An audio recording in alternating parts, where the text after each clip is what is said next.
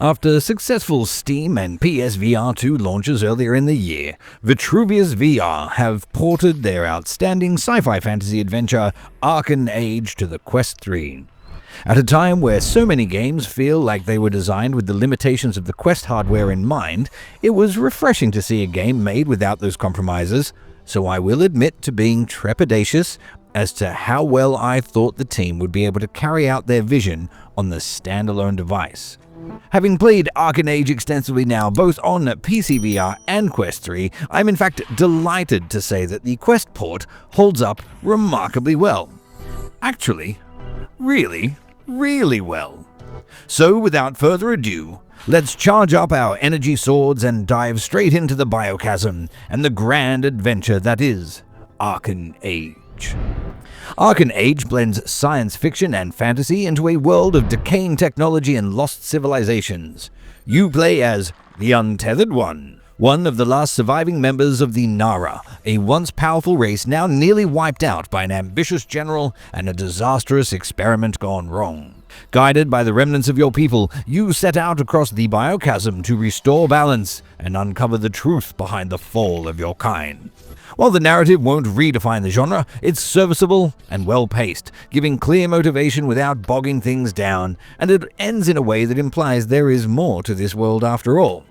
The story mainly acts as a framework for exploration, puzzle solving, and combat, and that's just fine, because Arken Age shines brightest when you're in motion. Arken Age thrives on its systems. The physics-based combat, tactile crafting, and climbing mechanics make it feel like a proper VR-native experience.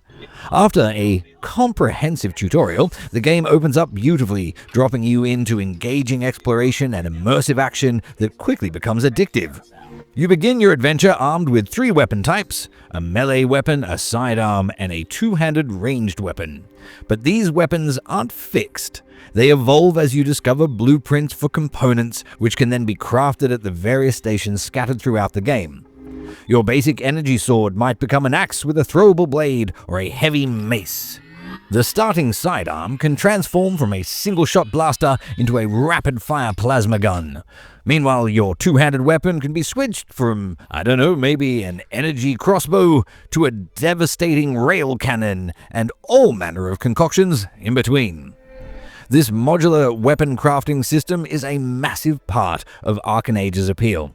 Every new discovery feels exciting, and you're constantly tweaking loadouts and experimenting with attachments to find out what works best for your playstyle. It adds a strong layer of progression that keeps combat fresh, even as the enemy variety remains modest. In addition to the core weapons, players will find energy shields, landmines, and grenades to help meter out the carnage. The shield is actually such an integral part of the gameplay that I personally think it should have been included as a starting weapon and had its own upgrade path as well.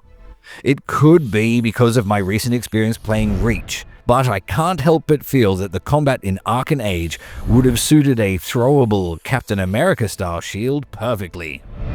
The core loop mixes exploration, light puzzle solving, and relentless physics-driven combat. Enemies, while not numerous, behave intelligently, flanking and using cover, forcing you to stay mobile. The melee system is physical and engaging with satisfying parries, counter-thrusts, and finishing blows. It's less physics-heavy than something like Blade and Sorcery, offering instead a system that is a bit more focused on being fun and accessible. That slight lean towards an arcade-ish combat system does not cheapen the experience, far from it. With excellent hit detection and enemy animations, every strike feels weighty and every victory feels well-deserved. One of the more engaging elements of the combat system is how versatile it is. Sure, it's melee forward, but switching between your weapons mid-battle feels smooth and natural. There's a genuine sense of rhythm when combat flows properly. Blocking a strike with your shield, countering with your melee weapon before deftly unholstering your sidearm to finish off your opponent with an energy blast to the face is immensely rewarding. If there's one criticism to be made, it's that once you've completed the tutorial and grasped all the mechanics, Arken Age doesn't evolve those mechanics much in terms of gameplay. Beyond unlocking weapon variations, there aren't many new gameplay elements introduced later on, and by the final third, some repetition sets in. It's still engaging, but it could have had a bit more to elevate it to a truly top-tier experience. A few new combat abilities, enemy types, or traversal tools could have heightened the pace even further. That said, Arken Age remains one of the most VR-conscious games around. Every interaction, climbing, crafting, swimming, it feels tactile and purposeful. Whether you're forging new weapon parts, scaling alien structures with your pickaxes, or avoiding monstrous fish in a subterranean pool, the game constantly utilizes the physicality of VR to significant effect. Vitruvius VR have done an incredible job bringing Arken Age to the Quest 3. On PC, it was already a beautiful world of towering ruins and glowing technology, and it's pretty impressive how much of that sense of awe has been retained in the standalone hardware. Textures are naturally pared back a little, but the bright, vibrant art direction carries the game beautifully. The fusion of primitive and advanced technologies create a world that feels both ancient and futuristic. Although environmental variety is limited, character design and creature design are imaginative and memorable. After several hours, though, the same palette of alien forest merged with techno ruins does begin to get a little tired. Still, the technical performance and presentation on the Quest 3 are outstanding. The world feels alive and cohesive, and the vertical level design paired with an excellent climbing system creates a genuine sense of grandeur that few standalone titles can match. It's also worth noting here that Omar and I experienced steady frame rates throughout our entire time with the game without a single crash or glitch. Arken Age is the first game in a long time that feels finished on day one. Audio in Arken Age is a bit of a mixed bag. Now, the sound effects are excellent. Weapon impacts feel powerful and spatial cues are spot on.